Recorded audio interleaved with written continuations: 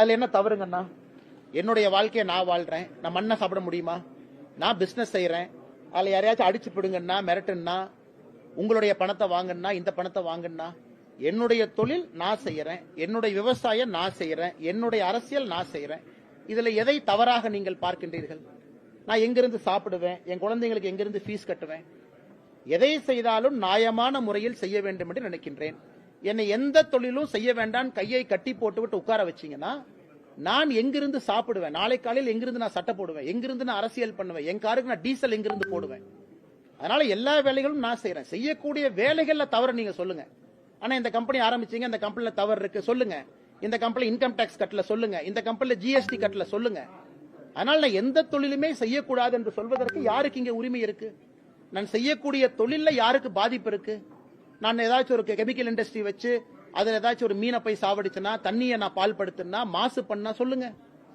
எந்த தொழிலை ஆரம்பிப்பதற்கும் எனக்கு உரிமை இருக்கு. இன்னைக்கு நான் கட்சியில மாநில தலைவராக நான் இல்லை. எனக்கு ஓடுவதற்கு நேரம் இருக்கு, மூச்சு விடுறதுக்கு நேரம் இருக்கு, என்னுடைய வேலையை செய்வதற்கு நேரம் இருக்கு, எனக்கு பொருள் ஈட்டுவதற்கு நேரம் இருக்கு, விவசாயம் செய்வதற்கு நேரம் இருக்கு, 4 இடத்துக்கு போறதுக்கு நேரம் இருக்கு, அயன்மேன் போறதுக்கு நேரம் இருக்கு, ஓடுறதுக்கு நேரம் இருக்கு. அதனால இது என்னுடைய நேரம், என்னுடைய வாழ்க்கை, நான் வாழ்றேன். அதே நேரத்தில் மக்கள் முன்பு நிற்கிறேன். அதனால நான் செய்வதில் என்ன தவறுன்னு சொல்லுங்க. இல்லன்னா நீங்க செய்வதில் இதான் தவறுன்னு கை காட்டினா நான் பதில் சொல்றேன். மற்றபடி திமுகவோ வேறு யாரோ ஒருத்தவங்க கை நீட்டி சொன்னால் என்ன தவறு செஞ்சேன்னு சொல்லுங்க. அதனால அப்படித்தான் நான் இருப்பேன். நியாயமான முறையில நான் பொருள் ஈட்டணும், அதை வைத்து நியாயமான அரசியலை நான் செய்யணும், அதை வைத்து என்னுடைய குழந்தைகள் என்னுடைய குடும்பம் நியாயமான முறையில வாழணும். என்னுடைய மனைவி வேலைக்கு போறாங்க, என்ன தவறு? வேலைக்கு அவங்க வாழ்க்கை அவங்க வாழ்றாங்க, அவங்க வேலைக்கு போறாங்க. நான் தொழில் செய்யற, என்ன தவறு? அதனால எதுவுமே செய்யக்கூடாதுன்னா வீட்டுல கையை கட்டி கொண்டு வாயை பொத்தி கொண்டு சும்மா நான் உட்கார்ந்து இருக்க முடியுமாண்ணா? நீங்களும் தொழில் பண்றீங்க, நான் 10 பேர்த்த சொல்றேன், ஆமா நான் ஸ்டாக் மார்க்கெட் இன்வெஸ்ட் பண்றேன், நீங்களும் போடுங்கன்னு சொல்றேன். கையில 1000 ரூபாய் இருக்கா, 10,000 இருக்கா, 25,000 இருக்கா? நானும் படிச்சிருக்கேன், இன்ஜினியரிங் படிச்சிருக்கேன், MBA படிச்சிருக்கேன், தலை சிறந்த பல்கலைக்கழகத்தில் படிச்சிருக்கேன். நான் ஸ்டாக் மார்க்கெட்ல போடக்கூடாதா? போடணும், நீங்களும் போடுங்க. இன்னைக்கு இளைஞர்கள் நானே 10 பேர்த்த சொல்றேன், ஸ்டார்ட் அப் பண்ணுங்க, தொழில் பண்ணுங்க, நல்லா சம்பாதிங்க, ஆரோக்கியமா சம்பாதிங்கன்னு சொல்லிட்டு நான் செய்யக்கூடாதா? அதையே நானும் செய்கின்றேன். 4 பேர்த்த விவசாயம் பண்ணுங்கன்னு சொல்றேன், அதே விவசாயத்தை நானும் பண்றேன். அதனால எதை செய்தாலும் கூட சொன்னாலும் கூட நான் செய்வதை மட்டும்தான் மக்களிடம் சொல்றேன், நான் சொல்றதை மட்டும்தான் நான் செய்யறேன். அதனால பத்திரிகை என்பர்கள் யாராவது அண்ணே இதுல தவறு இருக்குன்னு சுட்டி காட்டுங்க, தவறு இருக்காது. அப்படி எனக்கு தெரியாம யாராச்சும் தவறு செய்திருந்தாலும் கூட திருத்திக் கொள்கின்றோம். ஆனா இதனால மாசு பால் பெற்றுச்சு, இப்படி ஆயிருச்சு அப்படி ஆயிருச்சுன்னு சொல்லுங்க. அப்படி எல்லா தொழிலும் தர்மம் இருக்கிறது. உப்பு போட்டு சாப்பிட்றவன் நானு. தவறு இருந்தால் சுட்டி காட்டுங்கள். தொழிலே செய்யக்கூடாதுன்னா என்னன்னே நியாயம்? நான் என்ன சாராய கம்பெனி அண்ணே நடத்துறேன்? சாராய கம்பெனி அண்ணே நடத்துறேன்? நான் தொழில் செஞ்சா தானே நான் சாப்பிட முடியும். இங்க வீட்டுல டீசல் போட்டு காலைல அவங்களுக்கு வர்றாங்க, எனக்கு 3000 ரூபாய் செலவு. அன்னைக்கு இப்ப பிளைட்டை பிடிச்சி நான் கோவாக்கு போகணும். கோவா மாநிலத்தினுடைய SIR அதுக்கு நான் தான் பொறுப்பு. லட்சதீப் மாநிலத்துக்கு நான் பொறுப்பு, கேரளா மாநிலத்துக்கு பொறுப்பு. லட்சதீப்புக்கு போயிட்டு வந்தீங்கன்னா பிளைட் டிக்கெட் 60,000 ரூபாய் ஆகும். யார் எனக்கு கொடுப்பா? கட்சியிலிருந்து நான் வாங்க மாட்டேன், 1 ரூபா கூட கட்சியிலிருந்து வாங்கியது கிடையாது. இன்னைக்கு கோவா பிளைட் டிக்கெட் போட்டு போறேன், பணம் யாரு கொடுப்பாங்கண்ணா? யாரு கொடுப்பாங்க? ரோட்ல உட்காந்து பிச்சை எடுக்க முடியுமா? கோயம்புத்தூருக்கு வெளியே கோகுலம் பார்க் ஹோட்டலுக்கு வெளியே அண்ணே நான் பாரதிய ஜனதா கட்சியில் இருக்கேன், நான் கோவா மாநிலத்துக்கு பொறுப்பாளர், ஒரு 10 ரூபாய் பிச்சை போடுங்கன்னு சொல்ல முடியுமா? நான் தொழில் செஞ்சுதான் ஆகணும், என் குடும்பத்தை நான் வாழ வச்சுதான் ஆகணும். குழந்தைங்களுக்கு ஃபீஸ் எங்க இருந்து கட்டுவேன்?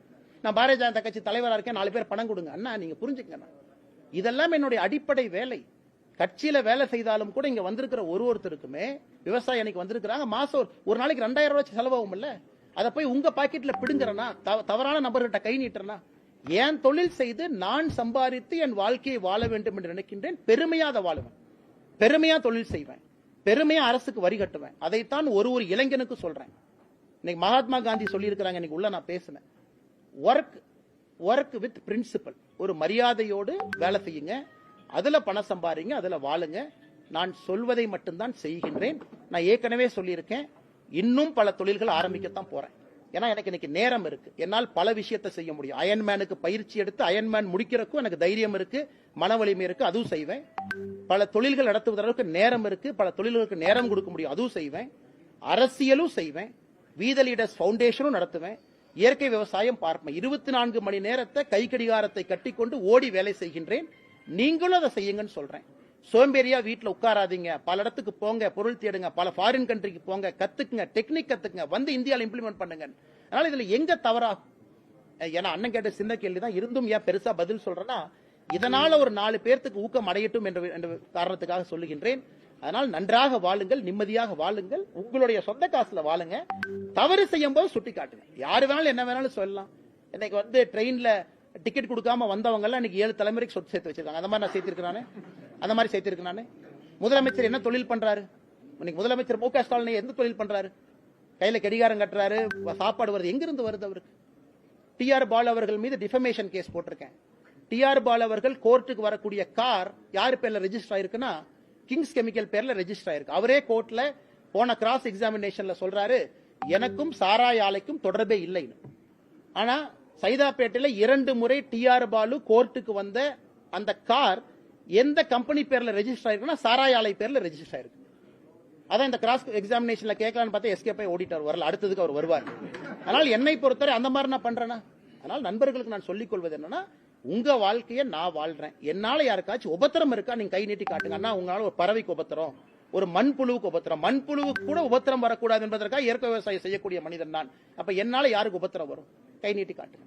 ஏற்கனவே நீங்க செலவுலாம் நண்பர்கள் தான் பாத்துக்கிறாங்கன்னு சொல்லிருந்தீங்க. இப்ப முதலீடு செய்வதற்கான பணம் எங்க இருந்து?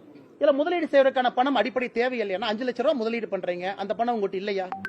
இந்த கம்பெனி என்ன 300 கோடி வச்சா முதலீடு பண்றோம்? அது எல்லாமே ஆன்லைன்ல இருக்கு. போய் ரெஜிஸ்டர் பண்ணி பாருங்க, கம்பெனி ஆக்ட்ல போட்டு பாருங்க. ஷேர் கேபிட்டல் எவ்வளவுன்னு பாருங்க. 1 லட்சம், 2 லட்சம், 3 லட்சம் ஷேர் கேபிட்டல் இருக்கும். அந்த கேபிட்டல் நீங்க போட மாட்டீங்களா? அந்த அளவு கூட எனக்கு தகுதி இல்லையா? அந்த அளவு கூட எனக்கு திறமை இல்லையாங்கன்னா ஒரு 5 லட்சம் ரூபாய் ஷேர் கேபிட்டல் என்னால போட முடியாதா?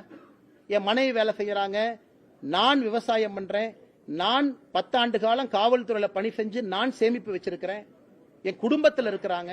இன்னைக்கு எங்க அப்பா அம்மா விவசாயம் பாக்குறாங்க, இன்னைக்கு ஆடு குட்டி விற்கிறோம், என்னுடைய ரிலேட்டிவ்ஸ் இருக்கிறாங்க, எத்தனையோ பேர் பாக்குறாங்க. அதனால என்னால ஒரு 1 லட்சம் ரூபாய் 2 லட்சம் ரூபாய் கூட என்னால இல்லையா? ரோட்ல இருந்து பிச்சை எடுத்துட்டு இருக்கேன். என்னால ஒரு 3 லட்சம் ரூபாய் 4 லட்சம் ரூபாய் ஷேர் கேபிட்டல். நீங்க கம்பெனி பத்தி கேட்கறவங்க கம்பெனியுடைய ஷேர் கேபிட்டல் பாருங்க.